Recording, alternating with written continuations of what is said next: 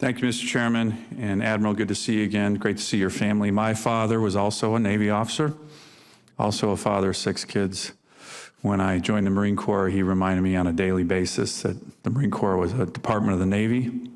Is that true? That is true, yes, sir. Oh, okay. I'll make sure he knows that.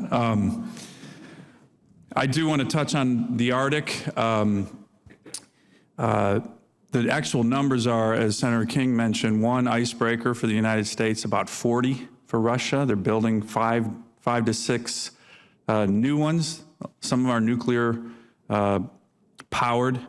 I mean, we are completely just not even in the game, and you know the importance.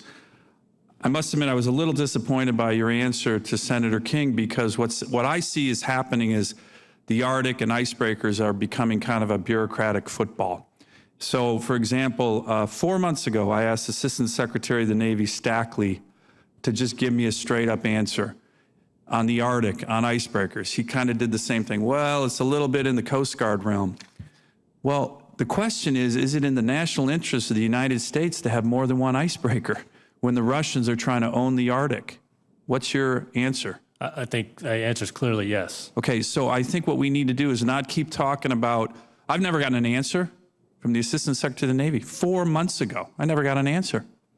We just need to know, do we need it? How many? And then how do we get there? No more kind of, well, it's the Coast Guard's problem, not really the Navy's. In the 70s, the Navy was the service that supplied icebreakers to the country, wasn't it? Yes, sir, I believe so. Yeah, so I think we need to just get through the bureaucratic red tape. It's clearly in the national interest. You just stated it. Everybody states that we need to move forward and quit kind of doing the football back and forth between the Navy and the Coast Guard. Would you agree with that? Senator, I am not interested in a bureaucratic approach to this. We need to have a plan of action, and I look forward, if confirmed, to working with our partners in the Coast Guard to address this in real terms. Okay, and it'd be good to hear back from Assistant Secretary Stackley. I asked him a question on this 4 months ago. He said he'd get back to me. He never has. Just a real quick question, just a yes or no answer. We had an amendment in the NDAA supporting the Pacific rebalance that said there was a sense of the Congress that the services should increase force posture to give credibility to the rebalance. Is it, should services be free to ignore the defense guidance of the Congress? Just yes or no in the NDAA? No. Okay, finally, I want to draw your attention to the chart and some of the handouts we had here. This relates to China's reclamation activities in the South China Sea. This is an example. It's 18 months before and after of the Fiery Cross Reef.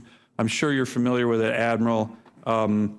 It's actually 2.7 million square meters, 505 football fields, a 3,000-meter airstrip long enough for any PRC military aircraft. It's just a huge, one of their large reclamation projects.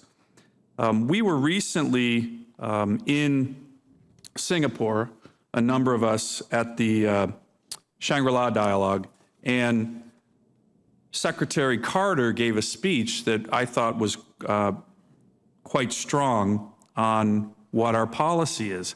But there seems to be a confusion in the policy. So Secretary Carter stated, we will continue to fly, sail, and operate wherever international law allows. He then stated, after all, turning an underwater rock into an airfield simply does not afford the rights of sovereignty or permit restrictions on international air or maritime transit.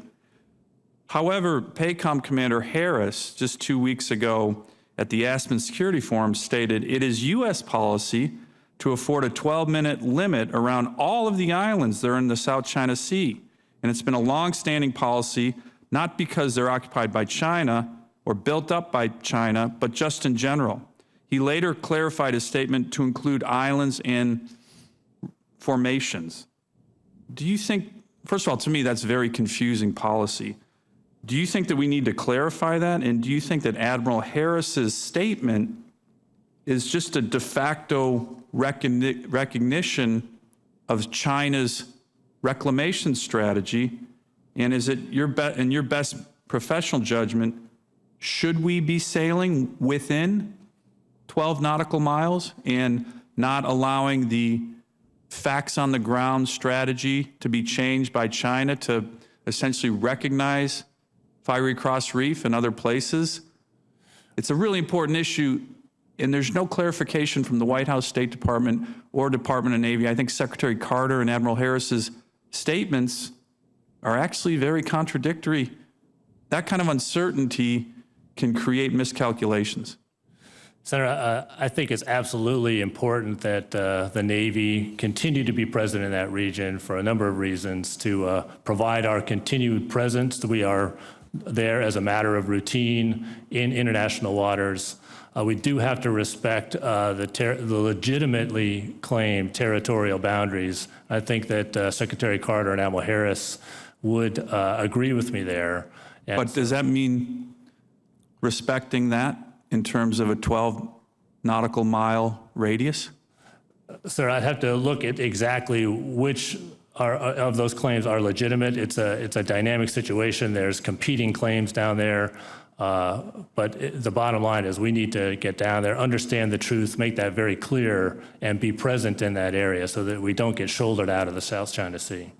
Mr. Chairman, I'll be submitting questions for the record to make sure that the policy of the United States is clarified on this important issue, because right now it's very murky. Good luck. Senator Blumenthal.